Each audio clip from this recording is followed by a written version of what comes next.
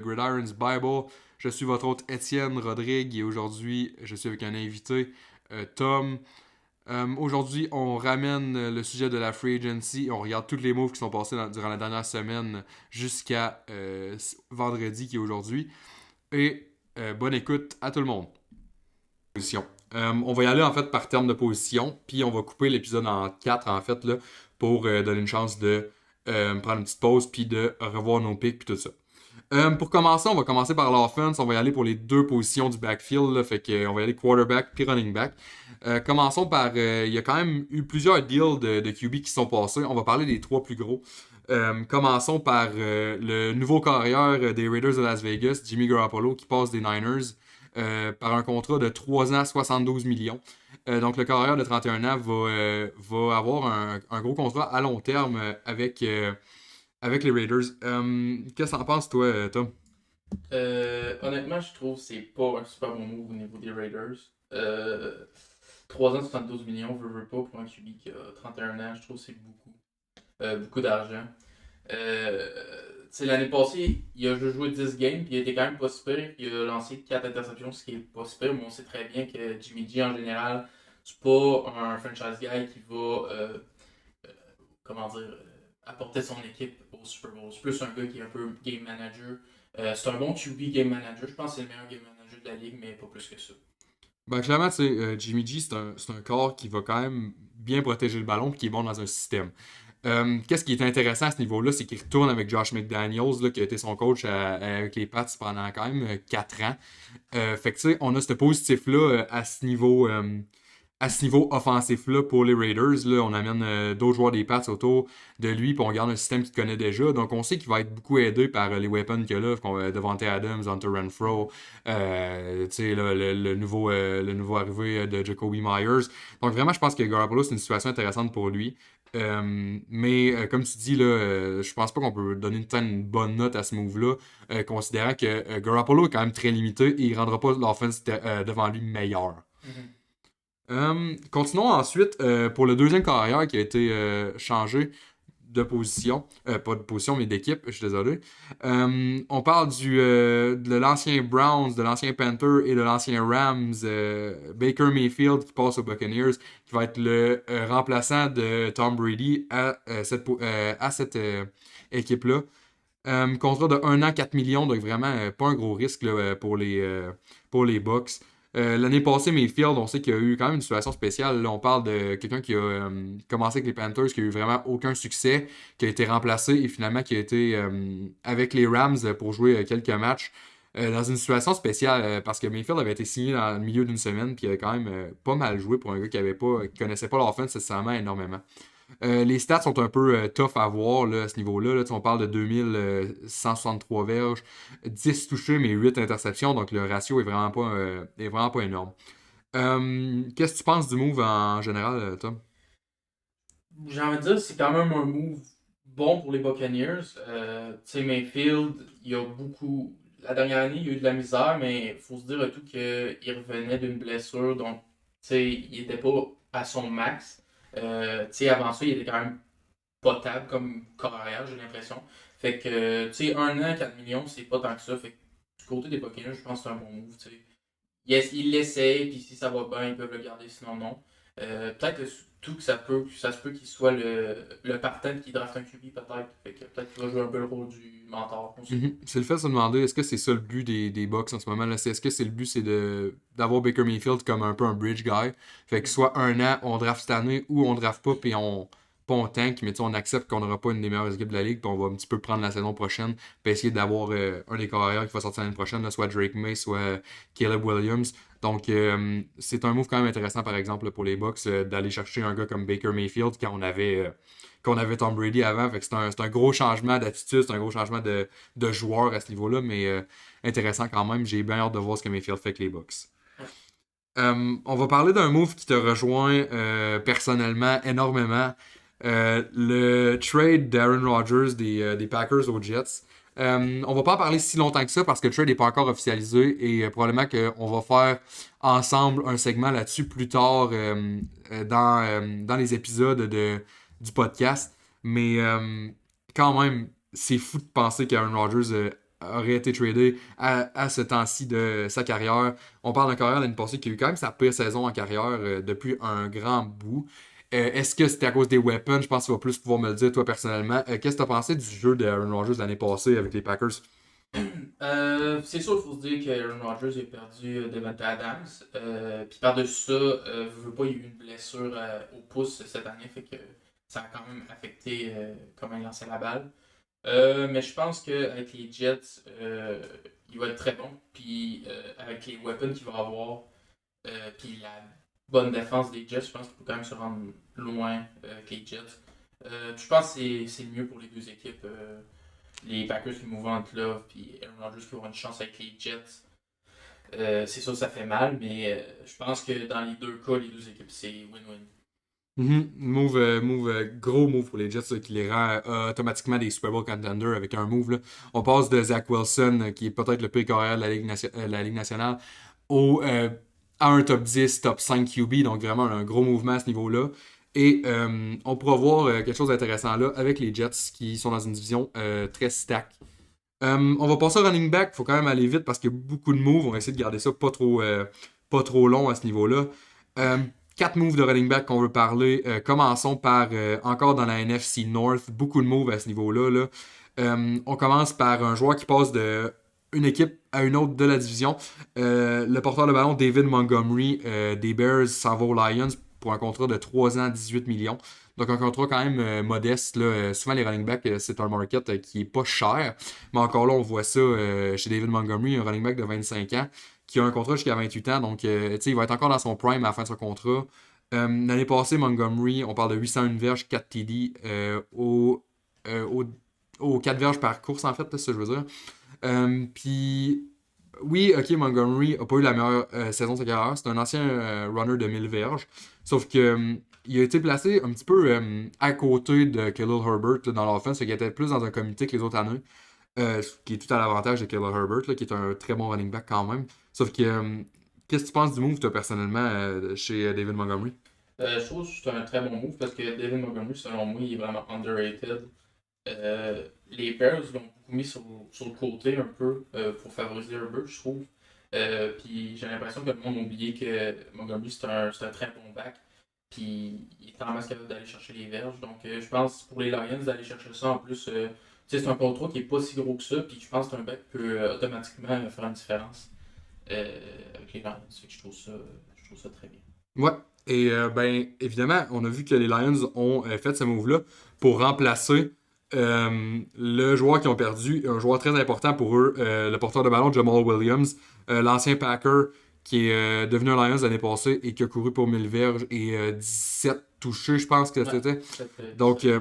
vraiment, Jamal, tu sais, qui a un petit peu breakout l'année passée dans une offense menée par Ben Johnson à Détroit, là, qui a vraiment priorisé le running game et les concepts de course, les counters, tout ça. Quand même une offense complexe, mais qui a vraiment donné à Jamal tout ce qu'il pouvait. Jamal Williams s'en va jouer avec les Saints. Maintenant, move intéressant pour les Saints qui vont le pair up avec Kamara. Ouais, je trouve que c'est un très bon move. Jamal, c'est lui qui a l'idée de la ligue anti-gay 17. Puis il veut pas, il a fait 1000 verges. Fait que puis, tu sais, c'est un bon power back. Puis il est déterminé comme gars. Fait que je pense que ça va faire un très beau duo avec Camara. Ben, c'est le combo qui fait du sens. On parle de power back avec un receiving back qui est très elusive. Puis je pense que ça peut juste aider Kamara. Là, on sait que Kamara n'est pas tout le temps parfait. Donc on va voir ça. Et est-ce que ça va être un bon move? On verra ça bientôt, mais je pense qu'il y a vraiment du potentiel à ce niveau-là. Passons au troisième running back de cette catégorie. Le porteur de ballon des Eagles, Miles Sanders, qui passe des Eagles aux Panthers avec un contrat de 4 ans, 25 millions. Donc, quand même un contrat lucratif là, pour un porteur de ballon, selon moi. Peut-être un petit peu overpay. Je vais expliquer mon point. Je ne dis pas que Miles Sanders c'est un mauvais back. Au contraire, on parle de 1269 verges, 11 TD l'année passée. Mais il courait derrière les monstres qui sont la O-line des Eagles. Là, Jordan Mailata, Isaac Samalo, Jason Kelsey, Landon Dickerson, puis Lane Johnson, c'est vraiment la meilleure O-line de la ligue. Là. Fait que, tu sais, oui, on voit ces stats-là, mais on peut peut-être se dire, honnêtement, est-ce que n'importe quel autre back de la ligue aurait pu faire ces stats-là? Possiblement. Maintenant, ça va derrière une O-line qui est très solide aussi. Là, les Panthers ont une très bonne O-line. mais est-ce que tu penses qu'il va être capable de comment dire, reprendre ses stats de l'année passée et les refaire? Je pense pas qu'il va être capable d'avoir les mêmes stats. Je pense qu'il va quand même avoir une down year. Je pense qu'il va quand même être capable de péter 1000 verges, mais je pense pas plus. Puis il veut pas 4 ans, 25 millions. Je trouve que c'est beaucoup pour un running back que, tu sais, oui, il est bon, mais est-ce que c'est vraiment ton franchise running back? Que tu vois, genre, ah, je le veux pour le reste de ma franchise. Fait que c'est un bon back, mais je pense qu'il reste à prouver avec les Panthers, parce que comme tu as dit, avec les Eagles, il y avait une O-line incroyable. Là. Rendu là, je pense que n'importe quel running back aurait pu être bon avec les Eagles. Parce que là, le deal qu'ils ont donné, clairement, on voit un peu que c'est un deal qui est à long terme, puis on veut que Miles Sanders soit partie du futur. Fait que, tu sais, c'est comme on dit, c'est comme un peu donner le bénéfice du doute que Sanders va être ton franchise guy somewhat. Fait que vraiment intéressant comme move là, pour les Panthers quand même. Et je pense que c'est un des moves que j'aime le moins depuis le début de la free agency quand même. Finissons cette partie de l'épisode. On est déjà à 11 minutes là, fait pour la première page, donc ça va quand même vite. Mais Rashad Penny qui passe des Seahawks aux Eagles. Je vais en parler rapidement. Là. Penny, situation spéciale. Il y a eu un peu un breakout half-season là, il y a 2 ans avec les Seahawks. Puis ça a vraiment fait que les Seahawks ils ont donné un contrat, puis ils se sont dit, crime, c'est peut-être le running back du futur. Il a du talent, c'est un ancien first round pick, on va lui donner de l'argent. Finalement, encore la même histoire avec Penny, se blesse, joue seulement 5 games, court pour 346 verges, 2 touchés. Un peu casse-départ, on se dit crime, là, ça marche pas, on va le changer d'équipe. Les Eagles le ramassent pour un contrat de 1 an, 1,35 millions. Aucun risque à ce niveau-là. Écoute, même s'il y a de la misère au camp, c'est une coupure facile à faire. Mais selon moi, Penny est dans une bonne situation. Ça ne m'étonnerait pas qu'il y ait beaucoup de succès. Là. Moi, c'est un de mes moves préférés au niveau running back. Puis j'ai donné un A là, à ce move-là. Ouais, Rashad Penny, je pense que c'est un move par les Eagles. Là. Il essaie de remplacer veut pas le running back qu'ils viennent de perdre. Mais je pense que, comme tu dis, l'année passée, avant qu'il se blesse, il a show potential. Là. Il était quand même pas pire. Fait que je pense qu'avec la line des Eagles, il va être capable de faire quelque chose. Je sais pas si ça va être long terme, mais l'année prochaine, je pense que ça va être quand même une bonne arme pour les Eagles. Qu'est-ce qui est pass catcher? Commençons par les receveurs et par le move. Le premier receveur qui a été signé de free agency, le deuxième en fait, là, c'est vrai que Myers était signé en premier en fait. Alan Lazard passe des Packers aux Jets dans un move assez lucratif, là, 4 ans, 44 millions. Est-ce que le move est linked avec Rodgers? Je ne sais pas, on verra ça. Je pense pas. Honnêtement, le contrat qu'ils ont donné, c'est pas un contrat pour jouer avec Rodgers, c'est un contrat pour jouer plus longtemps avec les Jets. Donc on verra à ce niveau-là. C'est quoi ta pensée sur le trade, sur la signature d'Alan Lazard, toi qui l'as vu jouer beaucoup avec les Packers? Honnêtement, même si c'était le leader en verge pour les Packers, je pense que c'était un mauvais move. Lazard, je pense que la seule raison qui paraît bien, c'est à cause de Rodgers. Je sais que c'est assez. C'est direct. Assez direct pour lui, mais je comprends pas le move. 4 ans, 44 millions, c'est trop d'argent pour ce receveur-là, je pense. Surtout 4 ans. T'as investi 4 ans dans un receveur que je pense que rendu là, il va plus être bon. Puis comme toi, tu disais que t'étais pas sûr s'il signait pour Rodgers, je pense que à la base, il voulait le signer pour Rodgers. Mais que Lazard était genre, vous me signez pas juste pour Rodgers, fait qu'ils ont fallu qu'il mette 4 ans peut-être. Puis automatiquement, c'est sûr qu'il va pas être numéro 1. Présentement, ça va être le numéro 2, peut-être 3 s'ils font d'autres signatures. Je pense qu'il pourrait être correct, mais honnêtement, mettons, je lui donnerais une note, ce serait D+, parce que il est pas tant bon ça, Alan Lazard. Je trouve qu'il est beaucoup overrated pour son talent. C'est quand même le receveur qui a le plus d'argent en free agency et qui a quand même les moins bonnes stats que les 2 autres moves qu'on va parler. Là. Donc même sur papier, nécessairement, il n'y a pas eu une si bonne saison que ça. Non. Donc j'aimerais ça juste qu'on passe au prochain quand même, mais move intéressant tout de même, là, on verra ce que ça fait. Mais si Lazard, à sa première saison, n'a pas vraiment de succès avec Rodgers, ça va être dur pour les Jets de sortir de cette situation-là avec le contrat qu'ils ont donné. Passons à un joueur que je connais un petit peu plus que toi, fait que je vais en parler un petit peu plus. Le former undrafted free agent des Pats, Jacoby Myers, passe des Pats aux Pats West, comme on les appelle, les Raiders, qui signent tous les joueurs des Pats qui existent sur la planète. Un contrat de 3 ans, 33 millions, là, super deal pour lui, là, je suis super content. C'est un gars qui il sortait de nulle part avec les Pats, puis qui a finalement un contrat à long terme avec une équipe pour plus que 10 millions par saison.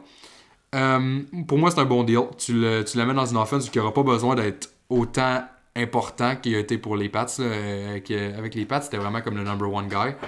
Euh, Puis il aurait jamais dû être dans cette situation-là de base.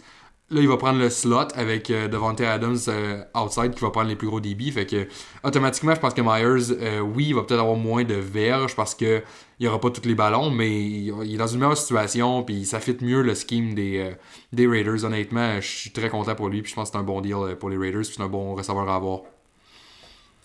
Je connais pas grand chose sur lui, mais le contrat, ça ressemble un peu à Lazare, je trouve. Là. C'est un peu dans le même. C'est 11 millions par range, année, ouais, c'est ça. un peu.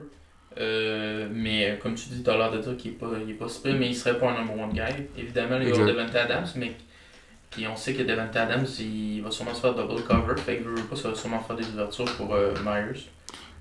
Donc il va sûrement, je pense qu'il va quand même avoir une bonne saison avec les Raiders.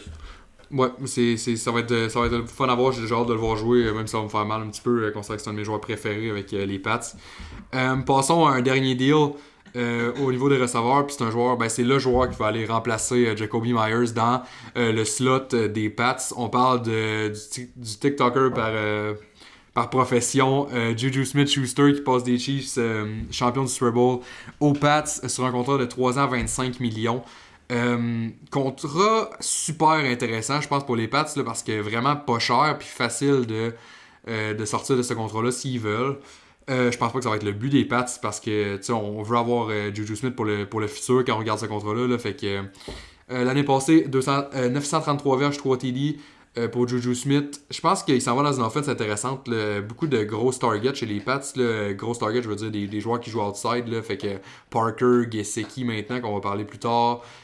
Tout ça, ça va comme offrir la chance à Juju Smith d'avoir plus de place dans le slot. Et évidemment, il passe quand même de Patrick Mahomes à Mac Jones, qui est pas un super changement de carrière, mais move super spécial, les Pats. C'est pas un move que je m'attendais du tout. Là. Ouais, c'est sûr. Moi, je m'attendais pas à ça. Je pensais que Juju allait signer avec une autre équipe. Mais écoute, les Patriots, je pense qu'avec Bill Belichick, ils vont être capables de faire quelque chose avec. Ils vont y trouver un rôle en masse capable. Puis je pense qu'il peut bien jouer. Il y avait quand même eu 933 verges et 3 TD avec Patrick Mahomes. Fait que là, j'ai hâte de voir ça va faire quoi avec Mac Jones. Je pense qu'il va être capable de l'utiliser. On va voir ça prochaine saison. Ouais, c'est ça, c'est intéressant à voir. Écoute, on sait pas encore ce qu'on a de Juju Smith. Là, on parle de la première saison, il a été avec Antonio Brown, fait qu'il y avait beaucoup de single coverage. Après ça, avec Patrick Mahomes. Puis maintenant, finalement, avec Mac Jones, fait que j'ai bien hâte de voir ce qui va se passer avec Juju. Juju, je trouvais tout que ça ressemblait pas mal à la situation de Chase Claypool. Parce que quand c'était Antonio Brown, Juju il était le deuxième receveur, puis Antonio était beaucoup cover, fait qu'il y avait plus de passes. Puis après ça, ça a été Juju number one. Puis Chase a eu plus de balles. Fait que, ça va être intéressant de voir comment il faut utiliser avec les passes. J'ai hâte. Allons-y pour les tight ends. Trois moves ici. Commençons par un move qu'on va pas nécessairement parler si longtemps que ça parce que je sais plus. Je suis pas tant content que ça pour la value qu'ils ont eu à ce niveau-là. Là. Aiden Hurst passe des Bengals aux Panthers sur un contrat de 3 ans, 21,75 millions. Donc quand même un gros contrat. Pour un tight end de 29 ans qui n'a pas eu nécessairement tant de succès que ça dans sa carrière. L'année passée, 414 verges, 2 touchés dans l'offense air raid des Bengals, ce qui n'est pas nécessairement impressionnant. Je dis pas que Hurst est un mauvais tight end du tout, mais je pense que le contrat est cher pour un joueur comme Hurst. Non, c'est sûr. Aiden Hurst, je pense que c'est le genre de tight end que pour le reste de sa carrière, il va changer d'équipe à chaque année. Là, c'est sûr qu'il y a 3 ans, mais on sait pas, peut-être que la troisième année, il va se faire couper. Je pense pas que c'est un tight end qui va être la number one option. Je suis un tight end qui est average, puis tu le signes pour dire j'ai quand même un tight end average. Je pense pas que ça va être le gars qui va faire vraiment beaucoup de TD, puis c'est pas lui qui va changer l'offense des Panthers. Donc clairement, ça va être plus un joueur qui va être qui va être une des weapons, mais qui sera pas la weapon en Caroline. Pas finalement, mais continuons avec les tight ends et un trade qu'on s'attendait pas.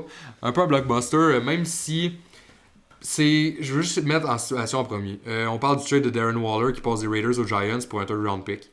Le trade fait un peu de sens quand même parce que l'année passée, Waller a rien fait pratiquement parce qu'il a été blessé. Mais on sait le potentiel qu'il a est vraiment énorme. Mais si McDaniels ne le voulait pas dans son offense, ça fait du sens de l'échanger. Un third round pick, c'est pas le pire retour. Le potentiel est énorme parce que Waller était un top 3 tight end dans la ligue. Là. il y a 2 ans, derrière, même l'année passée, pas cette année, mais l'autre Mhm. d'avant. Donc, tu sais, derrière Kelsey et Kittle, donc, tu sais, on a de l'énorme value pour les Giants s'ils se blessent pas. Là. Non, c'est sûr. Darren Waller, je pense qu'il Day One, il va faire une différence avec les Giants. Là. Comme tu dis, ça fait du sens un third round pick, mais on dirait que je réalise toujours pas. C'était tellement une weapon importante pour les Raiders. Puis je trouve que move on de lui parce qu'il y a une saison qui était quand même moins bon. Puis même là, c'est à cause. Il a joué 9 matchs. Là. Il a même pas fait une saison complète. Je trouve que c'est très bizarre pour les Raiders. Euh, je suis pas très. Je trouve que c'est pas un bon move pour les Raiders. Giants, c'est un steal selon moi. Un third round pick pour un tight end qui est, comme tu as dit, l'année passée, qui était top 3, c'est terrible. Là. Ça va tellement être. Oh, ouais, donc la valeur est énorme là, à ce niveau-là. Là, tu sais, on a vraiment un potentiel énorme. On a aussi un potentiel de bust quand même. Là. Ben, tu sais, ouais, je dis bust, qu'est-ce que je veux dire, parce que le move pourrait bust. Là. Tu sais, si Waller est pas capable de rentrer dans l'offense puis de faire ce qu'il a besoin de faire, ben ça se peut. Mais on va voir. Écoute, je pense quand même qu'on a beaucoup de talent à ce niveau-là et on saura si le tight end des Raiders peut rentrer dans l'offense des Giants et fitter avec leur coach offensif. Mhm.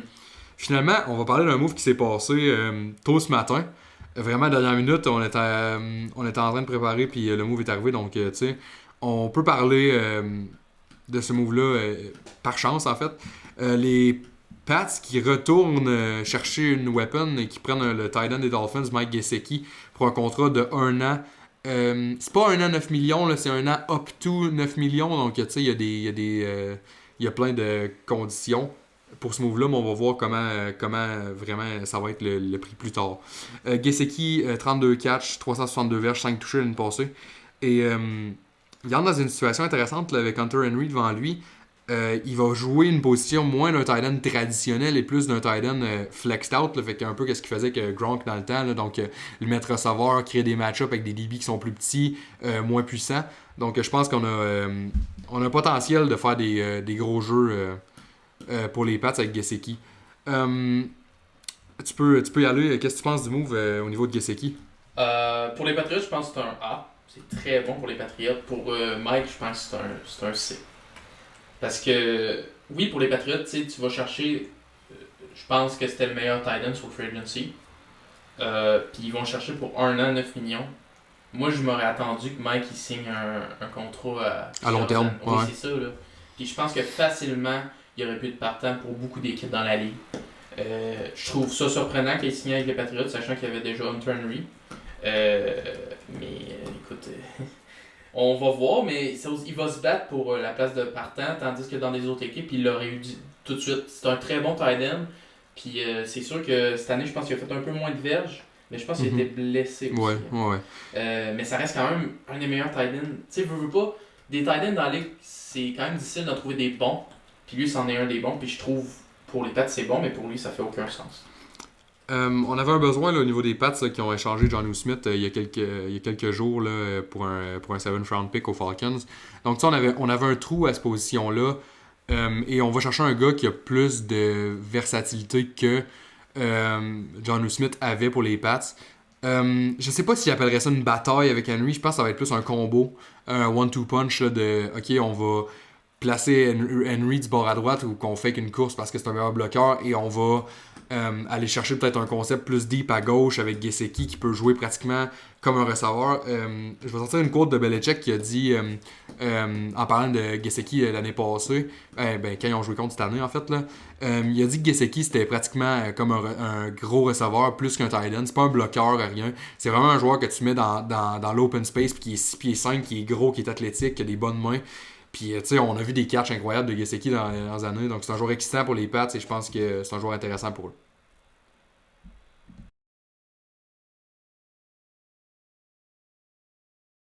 On parle des joueurs de ligne. Commençons offensivement. Les Chiefs qui signent le tackle des Jaguars, Jawan Taylor, pour un contrat de 4 ans, 80 millions. C'est un tackle de 25 ans qui a encore à prouver, selon moi, dans la NFL. C'est un contrat à long terme qui demande beaucoup d'argent. Je suis un peu pas d'accord avec le move. Là. Je sais que les Chiefs ont besoin d'un tackle pour remplacer le gars qu'on va parler plus tard, là, Orlando Brown. Mais c'est un énorme contrat pour un gars qui a pas assez fait de choses positives dans la ligue pour parler de lui comme ça pour l'instant. Toi, qu'est-ce que t'en penses personnellement, Tom? 4 ans, 80 millions. C'est juste ça, j'ai envie de dire, c'est beaucoup trop pour cette O-line-là. Mais c'est ça pour un clan NFL, je pense, c'est que c'est difficile de trouver des O-line qui sont average, qui sont capables de protéger ton corps. Fait qu'aussitôt qu'il y en a un qui est quand même pas super, les équipes vont se jeter dessus et vont donner le plus d'argent possible. Je pense que c'est beaucoup trop payé pour ce joueur-là. Cependant, c'est quand même un O-line qui va être capable de faire sa job, mais c'est beaucoup trop d'argent selon moi. Ben, c'est ça. On n'a pas le choix de faire des moves comme ça quand on est une équipe qui a besoin d'un jeune tackle qui peut être ton futur. Tu sais, là, on parle d'un tackle qui pourrait être leur futur. Là. C'est sûr qu'ils vont donner de l'argent. Je suis pas plus d'accord avec le move, par contre. Allons-y pour le deuxième tackle qui a été signé. L'ancien 49er Mike McGlinchey qui passe aux Broncos, qui s'en va avec Sean Payton protéger Russell Wilson. On avait de gros needs au niveau de la O-line chez les Broncos. On ajoute McGlinchey à un contrat de 5 ans, 87,5 millions. Je sais que t'es pas nécessairement en amour avec le move. Qu'est-ce que t'en penses? Puis pourquoi tu penses que c'est pas un si bon move que ça? Je pense que c'est pas un très bon move. Les Niners, je les check quand même beaucoup comme équipe, je les aime bien. Puis honnêtement, je trouve McGlinchey est beaucoup overrated. Je pense qu'il est average comme O-line. Faut se rappeler qu'il avait été drafté en 2018, c'était le 9e overall pick dans tout le draft. Veux pas. Puis dans ce temps-là, on comparait quasiment à Quentin Nelson. Aujourd'hui, Quentin Nelson, c'est un élite O-line. Tandis que McGlinchey, on n'en entend pas beaucoup parler, je pense, en général. Là. Puis 5 ans, 87,5 millions pour un O-line qui a 28 ans, je trouve que c'est beaucoup payé. Beaucoup trop, je pense même. Je pense pas que c'est un très bon move. Ben, parce que je pense pas que les Niners ont laissé McGlinchey aller à cause de l'argent. Je pense qu'on voulait passer à un autre tackle et qu'on voulait pas le signer long term à ce niveau-là. C'est un bon tackle. Je peux pas y enlever. Mais je comprends ce que tu veux dire. Il a jamais passé l'échelon d'être un elite tackle dans la NFL. C'est un above average quand même. Puis il a le contrat pour un above average tackle. Mais c'est dur de croire que McGlinchey va tant s'améliorer que ça à ce point-ci de sa carrière. Il était dans un bon scheme qui produit des O-line toutes les années. Là, on parle de des gars comme Jake Brandel qui sortent un peu de nulle part là, tout le temps. On voit des noms spéciaux sortir un petit peu de la O-line des Niners. Là. Aaron Banks cette année là, qui a été drafté. On a vraiment on a une bonne production de O-line chez les Niners et l'envoyer aux Broncos, je pense pas que ça peut l'aider. C'est ça que je vois.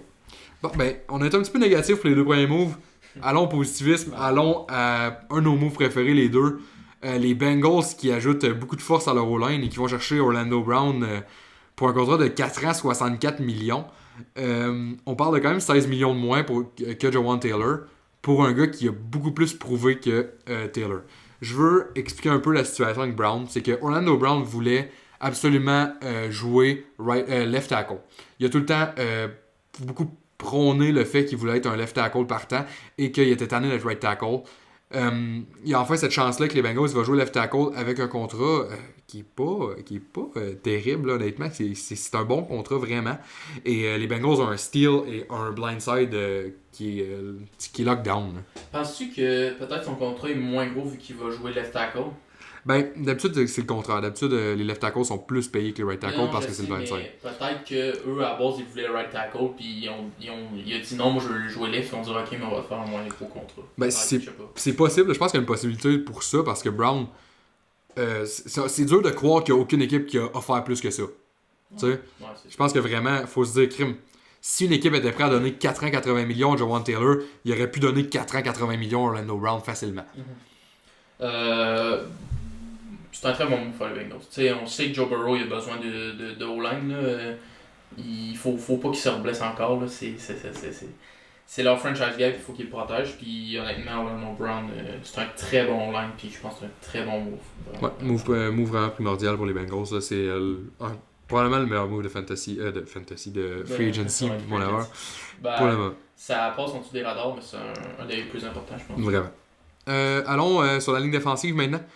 Trois moves, trois gros gars en dedans de la D-line. Commençons par Javon Hargrave, un sack specialist pour les Eagles là, cette année. Encore là, vraiment une saison incroyable. Javon Hargrave, un gars tellement underrated là, pour vrai. C'est un talent incroyable. Il s'en va avec la D-line des Niners qui est tellement rempli de talent. Là. Il va jouer aux côtés de Arik Armstead, de Javon Kinlaw. Il y a beaucoup de bons joueurs à ce niveau-là. C'est un gros move. On parle d'un gars qui fait 11 sacs par année. 11 sacs l'année passée, qui a une moyenne de plus que 10 sacs par année. 484 millions. Honnêtement, c'est cher, mais il le vaut. C'est terrible. Je l'ai pas du tout vu venir au niveau des Niners. T'sais, on sait déjà qu'ils ont une D-line dominante, puis ils sont très bien coachés là-bas, fait que à aucun moment j'aurais cru qu'elle allait rajouter un autre gros gars qui va tout de suite faire une différence. Fait que j'ai vraiment pas hâte de voir les autres équipes Parce que affronter la D-line des c'est un Niners. talent élite là, qu'on Non, ajoute à c'est une ça, D-line qui est déjà. Puis une défense qui est tellement genre bonne. Là. Mais c'est ça le petit truc qui me tanne un peu, c'est qu'ils ont donné beaucoup d'argent, sachant que les Niners n'ont pas beaucoup d'argent présentement. Puis est-ce que c'était vraiment prioritaire d'aller chercher un bon D-line dans un? Oui, c'est un bon move, mais ils ont besoin de beaucoup de niveau safety DB. Là. Ouais. C'est ça, je trouve. Non, clairement, mais on va voir la différence que ça fait à leur défense l'année prochaine. Ouais. Passons à un joueur qui a un petit peu breakout l'année passée, un joueur qu'on connaît moins, que le public normal de NFL connaît moins. C'est le defensive tackle des Broncos l'année passée, Draymond Jones, qui a eu sa meilleure saison en carrière, là, qui a amassé 6,5 sacs et 47 plaqués. C'est un joueur qui a vraiment juste eu une année de production. Donc, on parle quand même d'un contrat de 3 ans, 51 millions, fait qu'assez haut comme contrat, là, plus que 15 millions par année. Qu'est-ce que tu penses du move? Dis-moi ça. Ben, on va le voir, parce que comme tu dis, c'était la première année qu'il y avait vraiment step up. Fait qu'au niveau des Seahawks, ça va vraiment être un flip de compte. Là. Est-ce qu'il va reproduire les mêmes stats ou est-ce qu'il va être moins bon? Fait que je pense que pour l'instant, j'ai pas grand chose à dire. Je vais vraiment voir l'année prochaine ça ressemble à quoi. Là. C'est encore un move dangereux un peu, là, parce que tu sais, faut quand même voir le changement de defensive coordinator peut tout le temps faire quand même un move différent. C'est sûr. Fait qu'on va voir ça, mais je pense qu'il y a quand même un potentiel chez Draymond Jones et il est jeune encore. Donc vraiment, c'est un contrat qui ne met pas dans la merde jusqu'à. Mettons, c'est pas un contrat de 6 ans, 7 ans. Non, c'est sûr. Passons au dernier move. Je veux en parler rapidement parce que c'est un inside defensive lineman qui est beaucoup plus porté à arrêter la course. Les Browns en avaient besoin. Ils ramassent Dalvin Tomlinson, le nose tackle des Vikings. Tomlinson, un gros joueur qui se ramasse avec un gros contrat de 4 ans, 57 millions. Le négatif un petit peu, c'est que Tomlinson a quand même 29 ans. Là, donc on parle d'un contrat qui le tie up au Browns jusqu'à 33 ans. Donc assez spécial à ce niveau-là. 2.5 sacs, 42 tackles. C'est pas un joueur qui va rester sur le terrain sur third down. C'est un joueur qui va jouer sur les early downs, qui va arrêter la course, tout ça. Il s'ajoute à une D-line quand même assez stack. Là, fait qu'il va jouer aux côtés de Myles Garrett, ce qui peut juste l'aider. Donc on verra ça, mais move assez intéressant pour les Browns et voir si Tomlinson vaut ça. Je ne sais pas, mais son jeu a assez montré de choses durant les dernières années.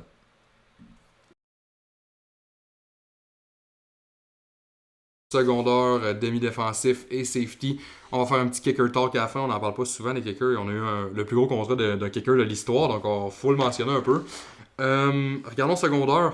Le premier joueur à en parler, c'est un joueur que tu as vu énormément jouer souvent dans ta vie. Là, un Viking là, qui a joué contre les Packers souvent. Qui passe aux Chargers de Los Angeles. On parle de Eric Kendricks, un ancien All-Pro qui a un contrat de 2 ans, 13,5 millions. Fait qu'un contrat assez bas, surprenamment. Linebacker de 31 ans, mais qui n'est pas tie-up à un contrat si longtemps que ça. Comment tu trouves Eric Kendricks et comment ça te fait de plus l'avoir dans ta division? Eric Kendricks, un très bon linebacker. Je pense que c'est un très bon mot pour les Chargers. C'est un vétéran qui va tout de suite améliorer la défense. Quand il jouait avec les Vikings, il était tout le temps là, défensivement. Il allait tout le temps, il était tout le temps plaqué puis il était très présent. Donc je suis très content qu'il s'en aille de la division des Packers. C'est un très bon move pour les Chargers. Puis en plus, 2 ans, juste 13,5 millions. Je trouve que c'est pas cher payé pour un All-Pro. Ah non, 100%. Là, je pense qu'il n'y a aucun fan des Chargers qui va être fâché d'avoir un joueur comme Kendricks dans cette défense-là. On parle encore là d'une défense qui a tellement de joueurs de talent. Là, JC Jackson, sais, après ça, on va en dedans dans des lines. Khalil Mack, c'est tellement des gros noms, Joey Bosa, tout ça. T'sais, ils ont tellement de bons joueurs, des All-Pro, tout ça, qu'on se dit que cette défense-là va avoir. Va à un moment donné manquer d'argent, tout ça. Puis là, encore là, on rajoute un joueur qui est un ancien All-Pro. Peut-être un petit peu hors de son prime, mais Kendrick, c'est encore à un niveau haut. Le 137 plaqués l'année passée. Il fly partout sur le terrain. Il couvre bien. Il n'y a rien à dire là-dessus. Là. Kendrick, c'est un gros move qui peut changer cette défense-là à 100%. C'est un leader incroyable. Passons au deuxième move. Un joueur qui sort de ma division maintenant et qui s'en va dans la tienne avec les Bears, Tremaine Edmonds, qui a un contrat de 4 ans, 72 millions. Fait qu'un des plus gros moves défensifs de la free agency period. Tremaine Edmonds, un linebacker incroyable, un joueur de 6 pieds 5 qui va vraiment bien fitter avec la défense de Matt Eberflus là, qui aime ça utiliser ses linebackers dans la post-zone en fait. Là. Jouer les seams avec les slot receivers, jouer les seams de tight end. Edmonds peut faire ça, il est grand, il est athlétique. Il a seulement 24 ans, là, donc même si même si c'est un vétéran, il est encore jeune, il a encore de quoi se développer. Et je pense qu'Edmonds a un gros potentiel pour les Bears. Non, c'est sûr, les Bears ils ont fait un très bon move en allant chercher. C'était le meilleur linebacker sur la free agency. 4 ans, 72 millions, c'est sûr, c'est beaucoup d'argent. Mais tu sais, il a 24 ans, il est jeune, puis ça va sûrement être leur franchise backer. C'est un très bon move, puis au long terme, ça va être tannant pour les Packers. Non, 100%. Là, je pense qu'Edmonds va être dur à battre là, dans cette division-là. Là, on l'ajoute en plus à une linebacker squad avec TJ Edwards qui ont signé aussi cette année. Donc, deux très bons linebackers pour les Bears. Et, on ajoute tellement de talent à cette équipe-là avec tout l'argent qu'ils ont. Je pense pas comment que ça. Je vois pas comment que ça pourrait tourner mal pour les Bears. Non, c'est sûr. Je m'excuse, fallait que je tousse. D'étouffement. On continue avec Bobby Okereke là, qui passe des Colts aux Giants. Gros move, encore là, 4 ans, 40 millions là, pour un linebacker qui est quand même assez jeune. Est-ce que ça pourrait être un des produits des Colts peut-être qui ont produit beaucoup de bons linebackers, là, Darius Leonard, qui est rendu Shaq Leonard en fait, là. EJ Speed, il y a plusieurs bons joueurs qui sortent de là, Zaire Franklin. Fait qu'est-ce qu'il va pas fitter dans le système des Giants, je ne sais pas. 144 plaqués l'année passée, une grosse saison pour Okereke. Qu'est-ce que tu penses du move? Très bon move d'aller chercher Bobby. Tu sais, c'est un très bon joueur de foot. 4 ans, 40 millions. Je pense que c'est pas. C'est pas trop overpaid. Là. C'est un jeune joueur, puis il veut pas, c'est un bon backer. 144 plaqués, 2 force fumble. Veut pas. Je pense qu'il va quand même avoir une bonne impact avec les Giants. Les Giants qui veulent pas vont chercher des bons joueurs, puis ils payent pas trop cher, je trouve. Non, c'est ça. C'est un bon contrat pour eux. Je pense que Okereke va vraiment rentrer dans une défense avec d'autres bons middle linebackers, mais qui va vraiment prendre un rôle plus de numéro 1, ce qu'il n'y avait pas avec les Colts. Passons au corner. 3 moves un peu plus under the radar. On a moins de gros noms là, à part le premier, Patrick Peterson qui passe des Vikings aux Steelers. Peterson qui a maintenant 32 ans, mais qui perd pas vraiment de step honnêtement l'année passée. 5 interceptions, 66 plaqués. Contrat de 2 ans, 14 millions, donc rien de trop gros. Les Steelers ont fait un peu la même chose avec Joe Hayden il y a quelques années. Là, signé un vétéran qui sort de son équipe qui est habitué d'être depuis toujours pour jouer pour les Steelers. Honnêtement, bon move. Je pense qu'on a de quoi d'intéressant pour les Steelers. Non, c'est sûr. C'est sûr que c'est un vétéran, il est moins bon que ce qu'il était avant. Mais 2 ans, 14 millions, un corner vétéran qui a quand même eu une saison quand même pas super l'année passée. Je pense que il va être bon avec les Steelers. Puis c'est un très bon signing. Il a pas coûté cher, puis c'est un bon joueur. Ouais, ben c'est un autre ancien All-Pro. Là. C'est un peu comme la situation avec Eric Kendrick. Je pense qu'Eric Kendrick c'est un peu plus encore dans son prime que Peterson. Sauf que c'est dur de passer au-dessus le fait qu'il a fait 5 interceptions l'année passée et qu'il a été quand même dans les tops de la ligue à ce niveau-là. Donc, ouais, non, c'est sûr. C'est quand même un très bon joueur encore. C'est dur de voir comment que le move pourrait virer mal. Je pense que peut-être à 34 ans, c'est peut-être tard pour que son contrat finisse parce que c'est des corners de 34 ans, on peut pas en avoir tant que ça dans la ligue. Et là, on va voir si Peterson peut le faire. S'il y a quelqu'un qui peut le faire, c'est un ancien All-Pro comme Peterson. Continuons avec un joueur vraiment plus underrated, un joueur qu'on connaît, qui est moins connu du public, qui s'en va avec les Lions, qui ont une tendance de faire ça là, avec les petits joueurs un peu plus underrated, puis les placer dans leur défense et dans l'équipe de Dan Campbell. On ajoute à cette défense-là le slot corner des Steelers, Cameron Sutton, sur un contrat de 3 ans, 33 millions, donc 11 millions par année. Il a 28 ans, c'est un joueur qui a 3 interceptions, 40 plaqués l'année passée, qui a été un joueur d'impact pour les Steelers.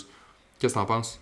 Très bon move, ça rajoute du monde au secondary, puis il veut pas les Lions. Lions, j'ai trouvé que l'off-season live, ils vont beaucoup chercher des bons joueurs. Cameron Sutton, qui aussi, ils sont allés chercher Mosley comme corner. Donc au niveau des DB, je pense qu'ils vont être très bons. Mais pour revenir sur Sutton, c'est un très bon move. 3 ans, 33 millions, c'est ça. C'est pas trop cher.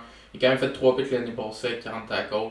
Je pense que c'est un bon corner qui est quand même underrated un peu. Fait que je pense qu'il va être capable de faire des bonnes choses avec les Lions. Moi, non, certainement, je pense qu'on a un joueur intéressant, puis il va aller jouer à une jeune défense, puis être un leader pour eux. Je pense que ça peut être super bénéfique comme signing. Allons-y pour le dernier corner. On parle aussi un peu plus d'un slot corner, un joueur des Cardinals qui va être un peu le remplacement des deux corners que les Vikings ont laissé aller. Donc on parle de Patrick Peterson, mais aussi de Cameron Dantzler. Donc on avait un trou à cette position-là pour les Vikings. On va chercher Byron Murphy Jr. Des Cards. 2 ans, 17,5 millions. Pas trop cher, pas trop long, c'est correct. Je suis pas si un fan de Murphy que ça. Je pense qu'il est un petit peu overrated déjà là. Il a eu des très bonnes saisons au début de sa carrière, puis je pense que ça l'a fait beaucoup monter dans l'estime des gens, puis dans son rate, sauf que depuis la dernière année, il a pas fait grand chose. Est-ce que c'était à cause que la défense des Cards était un mess, puis c'était pas une bonne défense? Probablement, honnêtement, c'était pas bien coaché, c'était pas bien fait. Mais on a un joueur intéressant quand même, un rate bas. On espère qu'il redevienne ce qu'il était supposé devenir au début de sa carrière. Et les Vikings ajoutent un slot corner intéressant à leur défense. Non, c'est sûr, les Vikings sont allés chercher comme tu dis, il est un peu overrated, mais c'est quand même un bon corner. Puis je pense que les Cardinals, c'est un peu un mess, là, le coaching. Puis il veut pas aller avec les Vikings, une très belle organisation, une bonne défense. Ils sont bien coachés, je trouve, défensivement. Fait que je pense que Murphy va pouvoir revenir à l'époque où il était Oui, une star. Là. il est placé dans un rôle intéressant. Puis la D-line des Vikings va l'aider aussi. La pression de Neil Hunter peut juste aider Non, c'est sûr. à couvrir pour Murphy. Je pense qu'il va s'améliorer même avec les Vikings. Probablement. Regardons les safety maintenant. Un petit changement. Des gros moves niveau safety. Là. Le premier, un joueur que tout le monde attendait de voir ce qu'il allait faire en partant à Free Agency. Un joueur qui a plusieurs Pro Bowls sous sa ceinture. Le joueur des Bengals, Jesse Bates, qui passe aux Falcons sur un contrat de 4 ans, 64 millions. Donc le safety de 26 ans qui a eu 71 plaqués, un force fumble et 4 interceptions l'année passée, se retrouve chez les Falcons. Les Falcons ici ramassent un joueur qui est tout simplement élite. On a un des très bons safety de la ligue. Je pense que c'est pas un contrat qui est si overpay que ça non plus. Là. On parle de... Oui, c'est substantiel, mais il n'y avait pas le choix là. 16 millions par saison, c'est pas énorme pour un joueur qui va avoir un impact plus gros que ça en arrivant avec les Falcons. Jesse Bates, non, c'est sûr. C'était le meilleur safety en free agency, je pense. Ouais. Ah, certainement, même pas proche. Fait très bon move pour les Falcons, là, 4 ans, 64 millions, c'est sûr. C'est beaucoup d'argent, mais il le vaut, là, c'est une superstar. C'est sûr qu'il va avoir un impact directement avec les Falcons. 26 ans, il est jeune. Il a encore le temps de continuer les Falcons. Fait que, j'ai pas grand chose à dire, là, c'est un bon joueur et c'est un bon signing. Je pense que pour les Falcons, on va un petit peu retourner autant que ils ont fait un Super Bowl, tout ça. Là, les Falcons avaient le duo de safety de Kenny O'Neill, puis de Monte Casey, on a vu de ces joueurs-là, qui sont tous partis depuis. On essaie un peu de ramener cette culture-là là, en amenant un joueur comme Jesse Bates dans le secondary. Ayant un maraudeur comme lui en haut de tous ces DB-là, qui sont moins des DB avec des gros noms. Là. Oui, on a AJ Terrell qui est très bon, mais on a quelques DB qui sont plus underrated. Je pense qu'avoir Bates en haut qui les protège, puis qui a de l'énergie, qui descend, fait des plaqués dans la boîte, fait des interceptions, tout ça, c'est un vrai playmaker, puis ça va paraître sur la défense des Falcons l'année prochaine. Passons au prochain joueur, le coéquipier de Jesse Bates l'année passée, qui, sur papier, a quand même des stats meilleurs que Bates, ce qui est spécial à voir. Von Bell, un vétéran qui passe des Bengals aux Panthers, 3 ans, 22,5 millions. Donc, vraiment un contrat beaucoup plus bas là, que Jesse Bates. Là. On parle de 40 millions de moins pour 1 an de moins. C'est moins un gros nom que Bates. Je pense que ça vient de là un peu le fait qu'il a été beaucoup moins payé, mais stats-wise, 77 plaqués, 2 force fumbles, 4 interceptions, donc presque la même chose que Bates. Là, mais c'est fou de voir comment Bell a une bonne saison, puis je pense que ça a passé tellement sur le radar. Non, Vandals, je pense que c'est un de mes signings préférés de la Free Agency dans mes tops.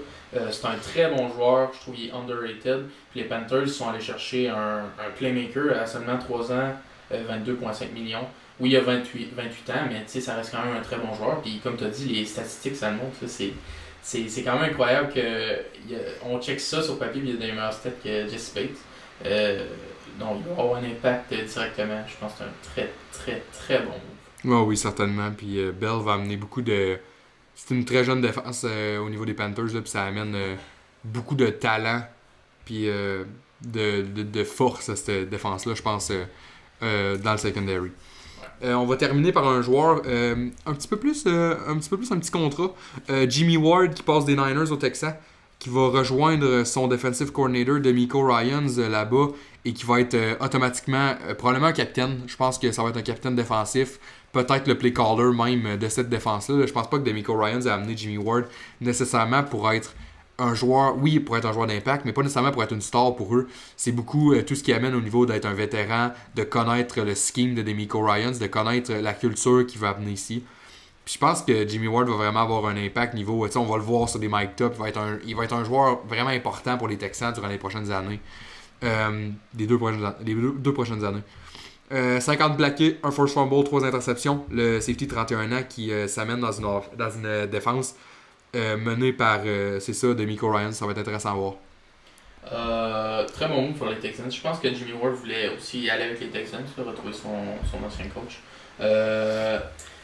J'ai sorti une petite stat, je trouvais ça intéressant. Il avait été avec les 49ers depuis 2014.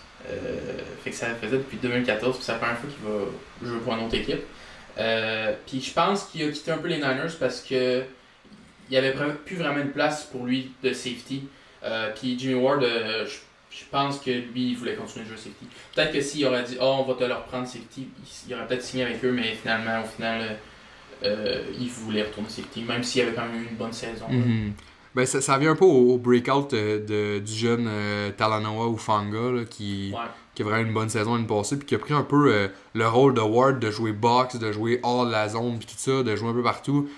Puis on a vu Jimmy Ward perdre un peu du nombre de snaps. Là, on parle de seulement 50 plaqués, un joueur qui est d'habitude très proche du ballon. Ward a beaucoup de versatilité. Là. Il a joué corner dans sa carrière, il a joué safety, il peut jouer un peu partout. C'est une weapon automatique pour Ryans et c'est un bon move pour lui. Ouais, très bon move. Finissons par le kicker.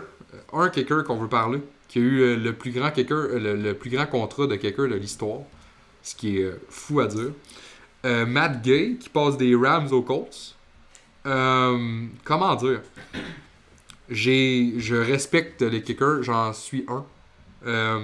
Je trouve que c'est un travail qui est plus dur que tout le monde en parle, mais on parle de 4 ans, 22 millions. Là. C'est un contrat de 20 millions par année.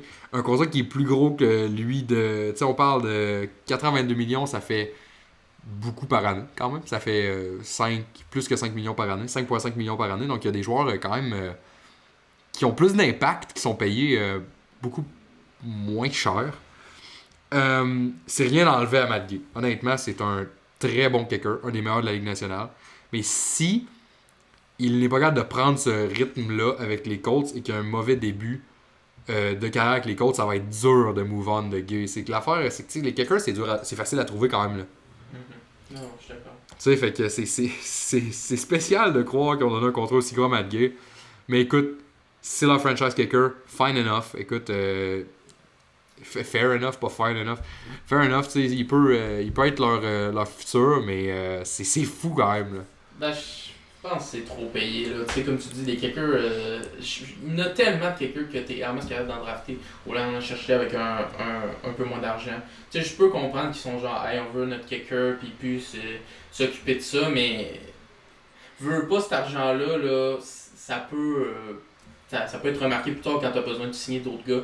Fait que, honnêtement, je pense pas que c'est un bon move. Ben, c'est un capite de 5 millions pour un kicker. C'est ça. C'est dur à croire. Il y a tellement de kickers à chaque année qui déclarent pour le draft. puis que tu peux avoir un contrat de recrue, mettons, de 7e ronde, qui va être un contrat peut-être de 1 million par année dans ces coins-là, tu sais. Puis là, on parle d'un contrat qui est beaucoup, beaucoup plus cher. Écoute, j'espère que Matt Gay va me faire manger mes mots, parce que j'aimerais ça qu'il ait une bonne carrière puis qu'il continue. Mais s'il perd tu sais, on parle d'un field goal percentage de 93.3, là, il en rate pas ben ben. Mais il faut qu'il continue à pas en rater. Bref, c'est la fin de l'épisode Free Agency numéro 1. La semaine prochaine, même chose. On continue avec la Free Agency. Il va y avoir plusieurs autres moves. Là, encore aujourd'hui, ça sonne toujours. Il y a tout le temps des moves qui se passent. Donc, je m'attends pas à manquer de contenu pour la semaine prochaine. Merci de l'écoute et on se revoit dimanche prochain. Au revoir.